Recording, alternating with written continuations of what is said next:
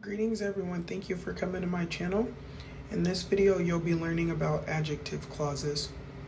I see that a lot more of you guys have been watching my videos and liking my videos. So if you'd like to be a part of this lovely English community, please subscribe. Or if you like my content, or if you have been learning from my content, please subscribe. And I really appreciate you guys' love and support. So how are you guys doing? What is something that you're thankful for? Today, I'm thankful for multiple things. For starters, I'm thankful that my son has a new play date.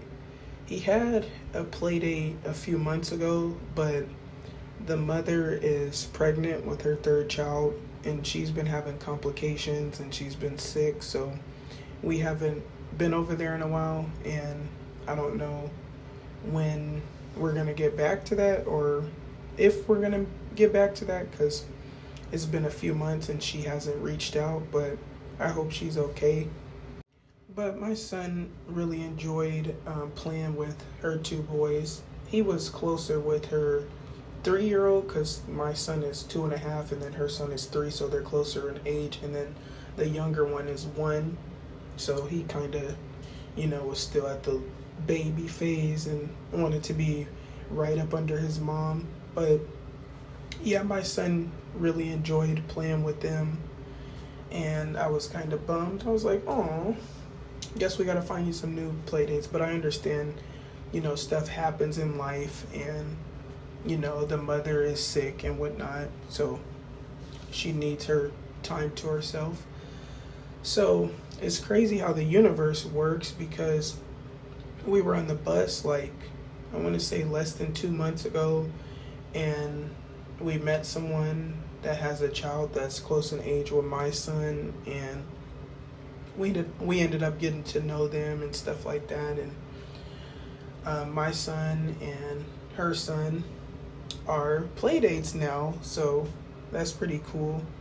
So yesterday my son and his play date hung out for like 4 hours. They sprayed each other with the water hose, they wrestled, they hugged, they ate cookies, they just had a blast. They even talked to each other, and it's funny when toddlers are having conversations with each other because they understand what they're saying, but us adults don't understand what they're saying. It's like they speak their own language.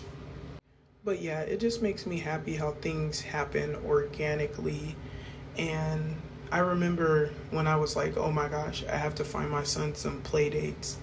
And normally I don't like having just one of something, because what if something happens to that one thing?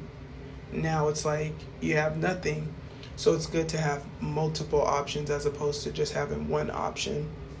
And I did have the opportunity to set up a play date with another woman I had met at Target, but she was just annoying and babbling, and so I was like, yeah, I don't know about this, but I may circle back. We'll see. And of course, the other thing I'm thankful for is food, like always. Okay, so you guys let me know how you're doing, what you're thankful for, or even tell me a fun fact about yourself. In the meantime, let's get to the video. Okay, so what is an adjective clause? An adjective clause is also called a relative clause, but for the sake of this video, we're just going to call it an adjective clause. An adjective clause is a dependent clause that describes a noun. The adjective clause usually comes right after the noun it's describing. Also, a dependent clause is just an incomplete thought. It can have a subject and a verb, but it's an incomplete thought. How to form an adjective clause. We need to use a relative pronoun such as who, whom, whose, that, which, etc. But for the sake of this video, I'm just going to go over who, whom, whose, that, and which. The adjective clause must have a subject and a verb, and the clause needs to come after the noun it modifies or describes. And I'll be going over all of this throughout the video. Who and whom are used to refer to people. They're also used to create adjective clauses. So our first example says, I have a friend who lives next to the park. So remember, all adjective clauses need a subject and a verb. So who is acting as the subject and lives is the verb. And notice how the adjective clause, who lives next to the park, comes after the noun friend. The adjective clause is giving us more info about the noun friend. Our next example says, I don't like people who bully others. So remember, we always need a subject and a verb in our adjective clauses. So who is acting as the subject and bully is the verb.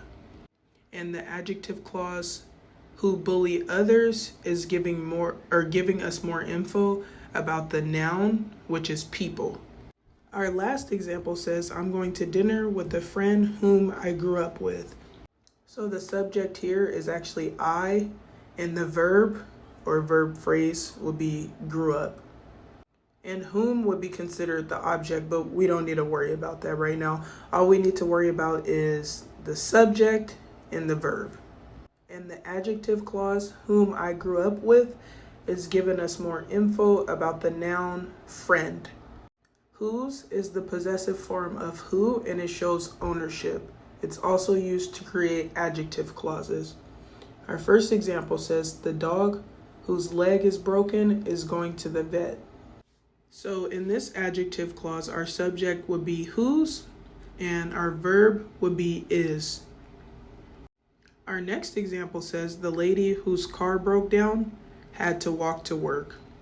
So in our adjective clause, the subject is whose, and the verb is broke, or the verb phrase broke down. And our last example says, the little boy whose shirt is red just fell off the swing. So in the adjective clause, whose shirt is red, our subject will be whose, and our verb will be is. And notice how in each example, the adjective clause is giving us more info about the noun. Just to be more specific, the noun in the first example is dog, the noun in the second example is lady, and the noun in the third example is the little boy. That is used for essential clauses. Without the word that, the meaning of the sentence would change. Also used to create adjective clauses. So our first example says, I'm using my umbrella that I bought yesterday. So notice how if you take out that, the sentence wouldn't make sense. It would say, I'm using my umbrella I bought yesterday. Well, in this case, it would still make sense, but that wouldn't be the right way to write that sentence. Our second example says, I want the pink Skechers that light up. And our third and final example says, I want a dog that has small ears. So notice how there's a subject and a verb in each adjective clause. In our first example, the subject is that and the verb is bought.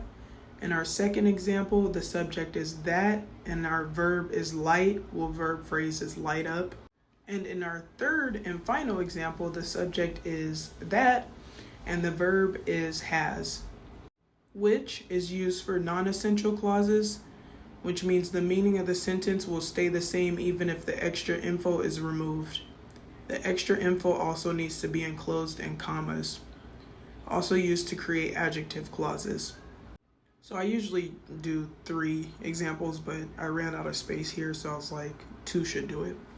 So our first example says, my car, comma, which is very unreliable, comma, broke down while I was driving to work. And our second example says, my hair, comma, which is very curly, comma, is hard to manage at times. So notice how in both of these adjective clauses, there's a subject, which, and a verb, is. And both of these clauses are giving us more info about the noun. In the first example, the noun is car, and in the second example, the noun is hair.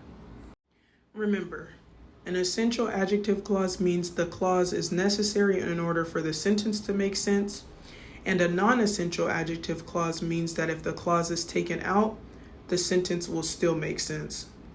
That concludes our video. Thank you guys for coming. I hope you found this video informative. If you did find this video informative, please feel free to like, comment, subscribe, or all of the above, and I'll see you next time.